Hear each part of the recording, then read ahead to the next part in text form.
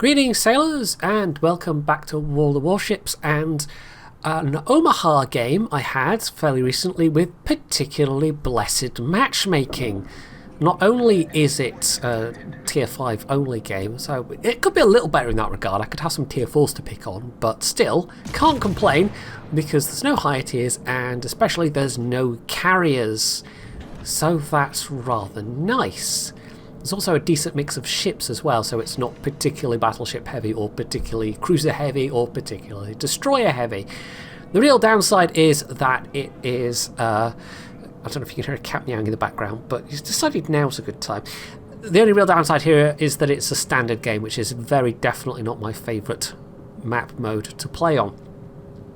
Now I did slightly debate using this game. It's going to be a very good damage result as a result of this particularly favourable set of circumstances, but I think it's also actually a relatively good game at illustrating what one should do in a light cruiser when using island cover, and in that regard of course the US light cruiser ballistics do help a fair bit. It's also got very good manoeuvrability, this ship, and it's not as good as the best Omaha, which is the Murmansk, which has a ridiculous rudder shift and also just better AP shells because reasons, but this is at least better than the bad Omaha, or rather the worst Omaha, which is the Marblehead, which has, I think, got longer range torps, but that's about the only good thing about it. The torps themselves don't do a lot of damage.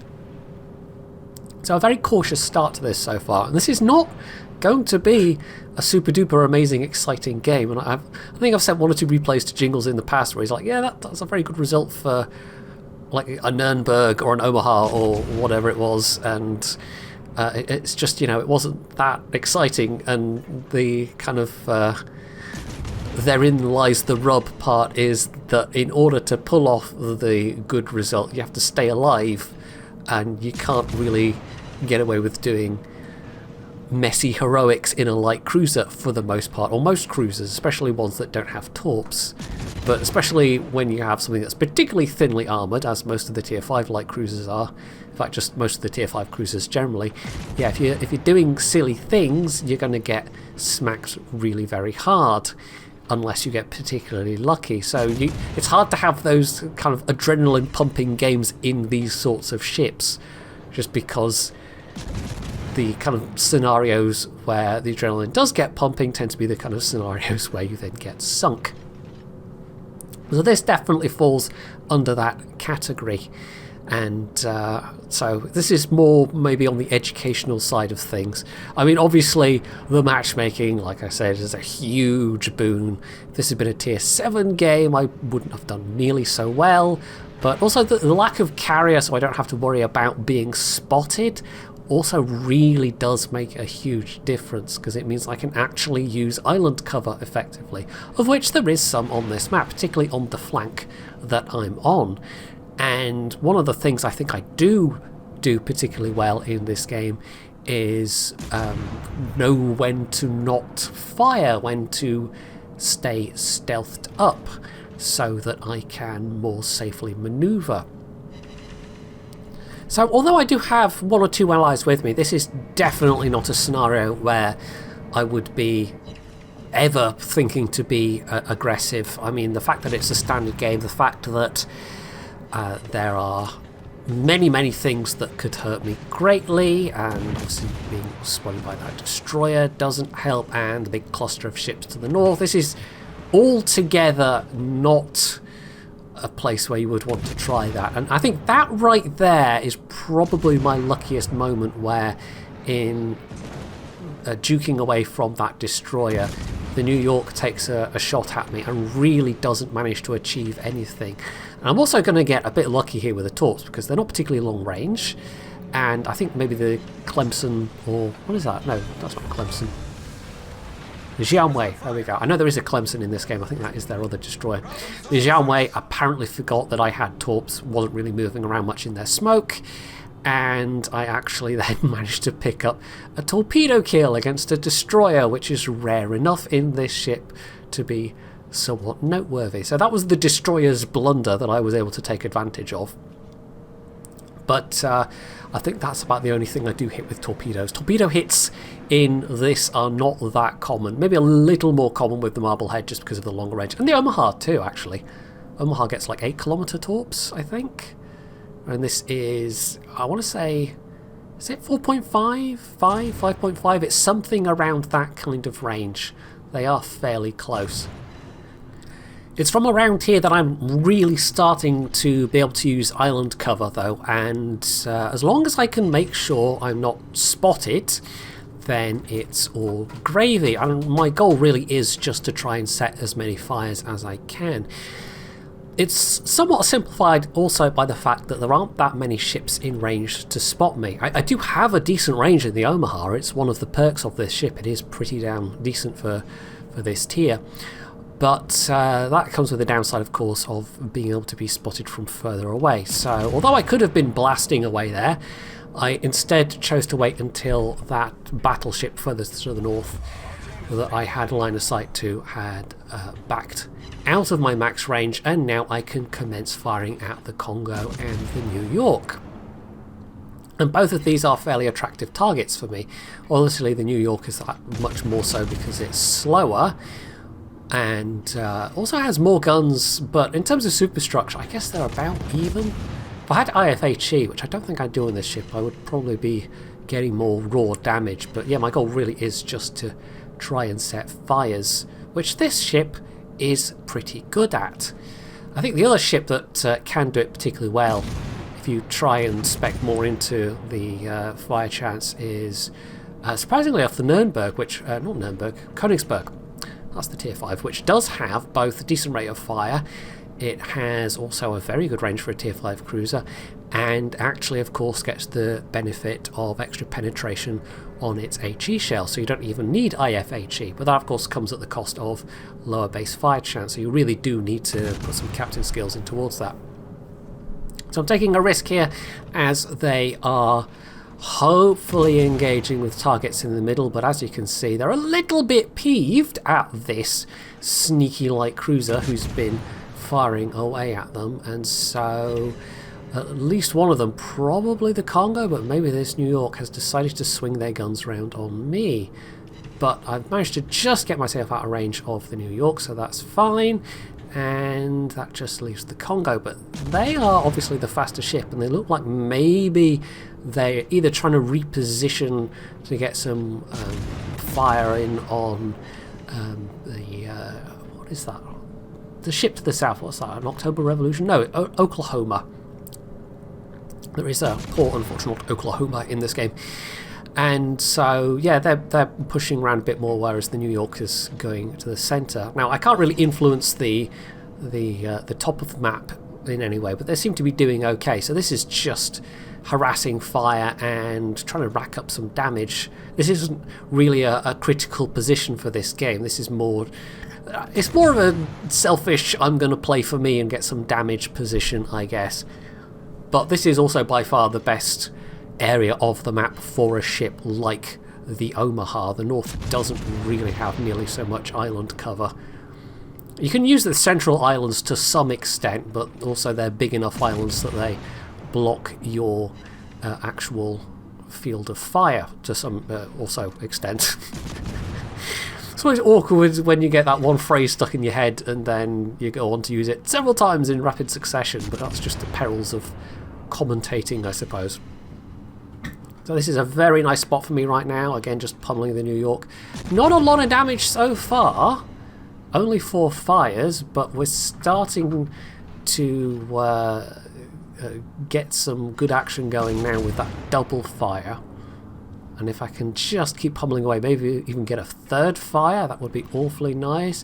Now he's repaired that, so okay, no dice, no extra damage from that, but the New York is just otherwise really badly struggling right now, so this might even be a kill if I get the timing right. Depends what kind of heals they've got left, what their repair party is like.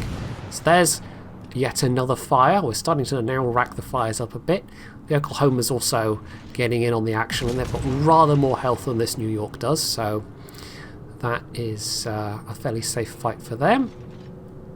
don't know if they've got a secondary spec, but as I said in my highlight video that I did from a relatively recent stream, there really isn't any point in going into the secondaries in any great way in the Omaha. It just does not make up for the main battery lacklusterness, which is definitely a word, and it ends up just being wasted captain points and wasted module slots when you could have so much more useful things in there.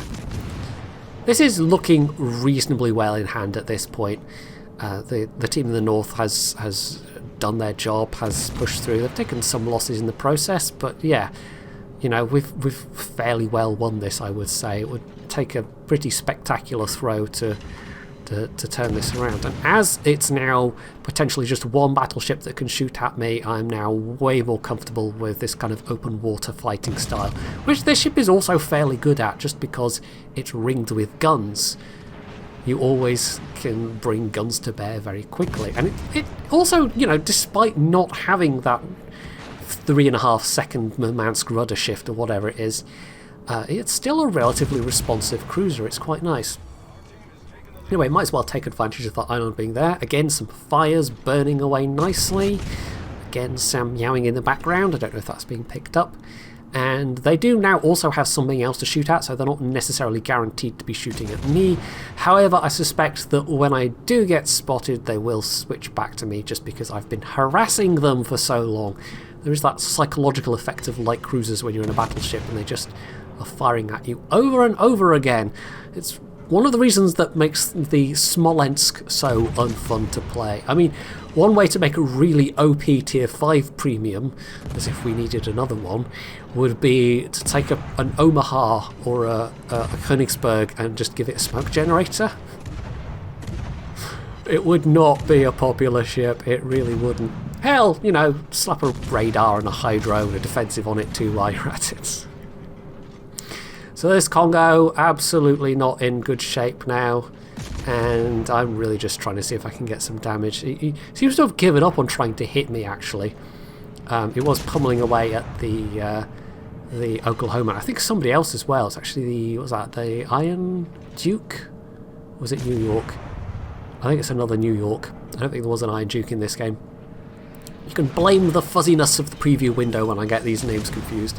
I'm not doing a jingles, honestly, although sometimes I do a jingles, let's be fair. So yeah, between the New York and the Congo, the Oklahoma didn't last all that long, sadly, but yeah, this Congo is now toast, and I might even be able to, there we go, get some more damage out of this. Oh, it is an Iron Duke! Oh my goodness, okay, well done.